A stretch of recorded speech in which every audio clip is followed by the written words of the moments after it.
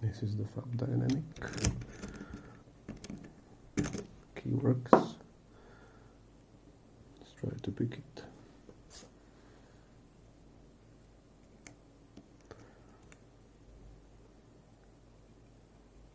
Click on 5.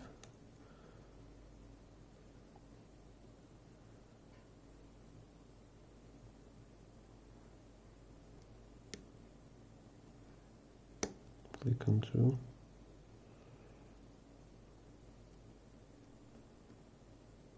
Click on 1. Movement on the core. So let's set the sliders now.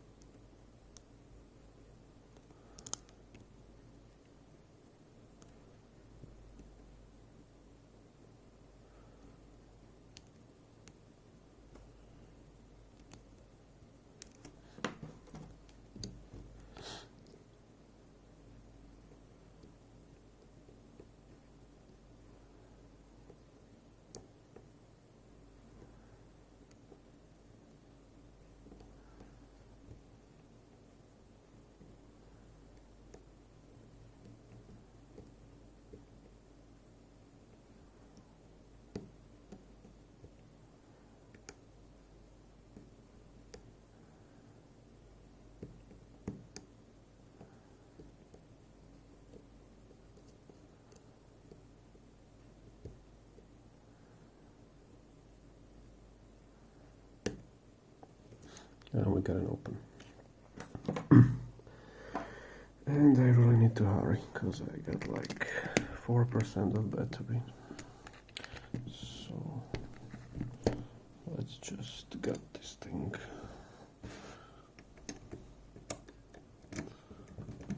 Alright, need to push some of those sliders down because the key sometimes doesn't work. Let me pick this lock.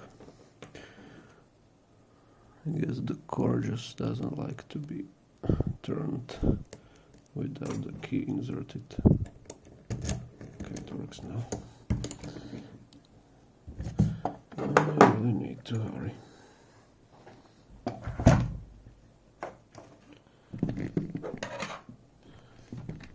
Okay, this has to work.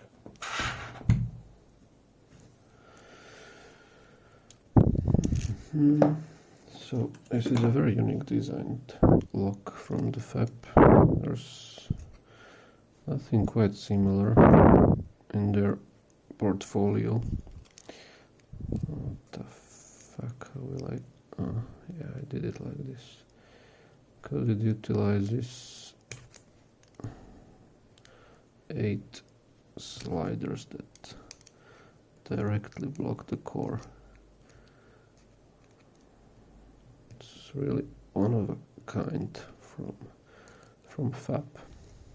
I think that it's their design as well. It's like their patent. Way to go, buddy. Way to go.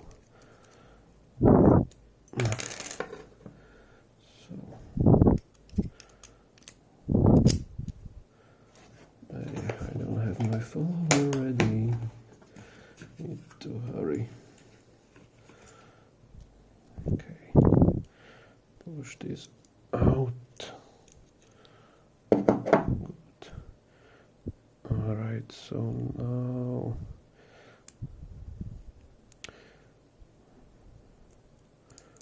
I guess I'm gonna remove those key pins first. Just put this here. Of course they don't want to go out.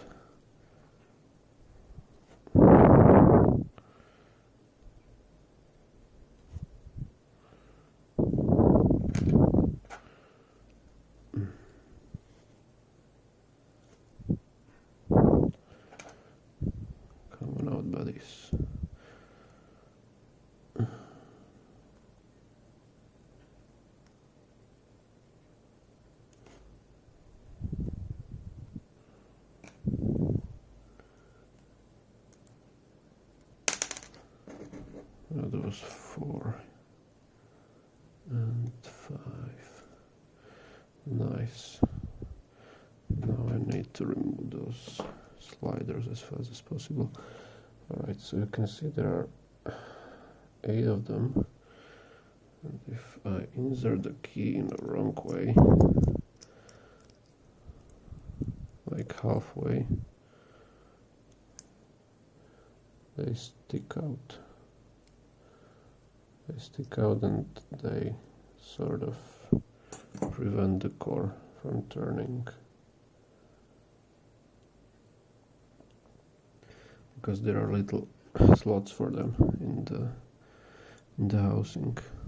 Okay, I'm gonna do this real fast.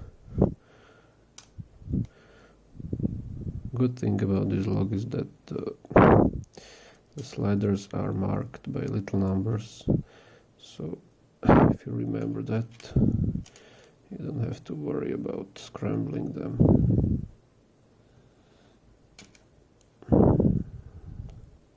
One, two,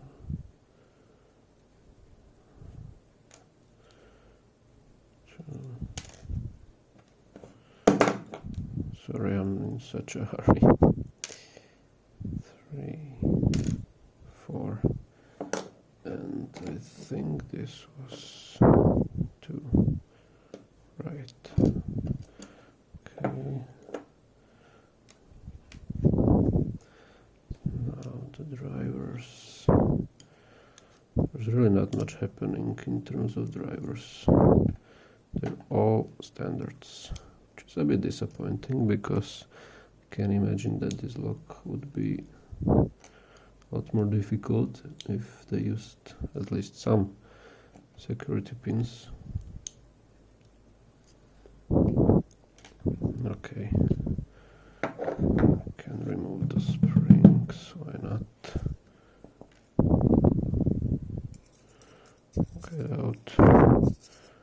Get out fast. Okay, so before I talk about it, I want to just show you a close-up in case my battery dies. So these are the sliders, the pins, variable ring, springs, and this is the core. You can see that there are slots for these sliders, and if you look at the housing, there are matching slots for the sliders as well, and that goes for both sides, the top and the bottom. So basically what you need to do is to sort of center the sliders somewhere in between so they don't get stuck in these holes. And there are at least 4 types of these sliders, and the difference is that the distance between this knob at the bottom to the total bottom of the slider. So they are different lengths basically, which matches the slider track on the side of the key.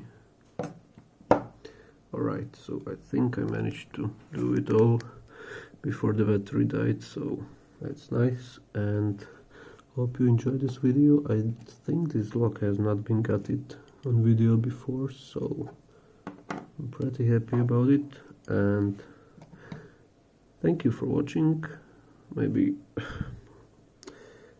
one little word about the sliders. If you try to pick this lock, the feedback is really good. You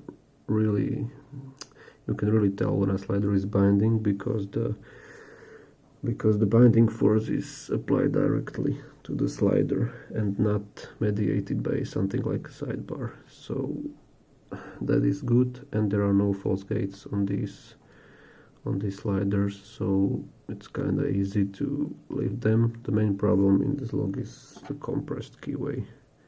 It's basically something